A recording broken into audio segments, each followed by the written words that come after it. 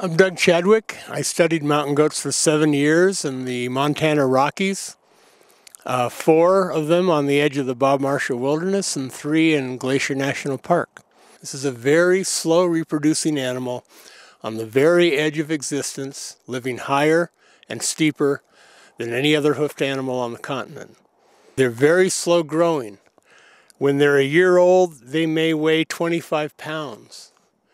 And as a yearling go up to 75, they don't breed until they're 3 years of age, and that's on good food. Now, spring arrives, and all of a sudden mountain goats start showing up at licks at all elevations. If they're lucky, they've got some close to their winter range.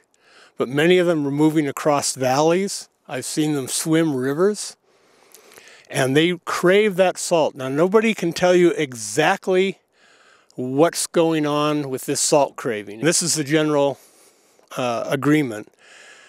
Mountain goats are raiding their own skeleton for calcium and potassium, or phosphorus, to be able to run their fermentation process to stay alive all winter.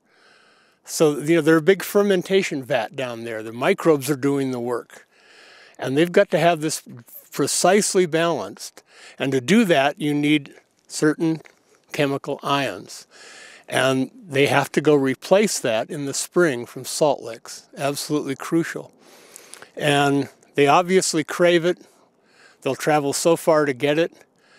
They go from being semi-tolerant of one another to when they get on a salt lick, suddenly they're keen competition for the best licking spots. There have been studies of both mountain goats and bighorn sheep subject to a lot of human disturbance. And what you get are very elevated, the corticosteroids, okay, but the stress levels. And for an animal that doesn't start to reproduce until it's about 4 years of age or older, that often reabsorbs the fetus and doesn't produce young at all, has a low reproductive rate after a hard winter. I can't tell you just how much that stress would affect their survival and reproduction, but I know it's going to have an impact.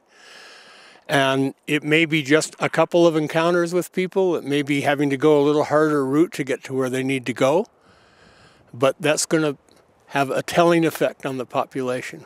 The other thing with disturbance is separation of young from their mothers. The mountain goat kid in its first year, actually in its first months, is rarely more than 20 feet from mom. Mom is this defense not only against predators, but against older aggressive goats. And when kids get separated from their mom, they are not going to make it on their own. They stay with her through their full first year. And so this, disruption can have a lot of side effects that I don't think we know quite enough about to measure yet. But I guarantee you, with an animal that has such slender margins in the world it lives in, it's going to count.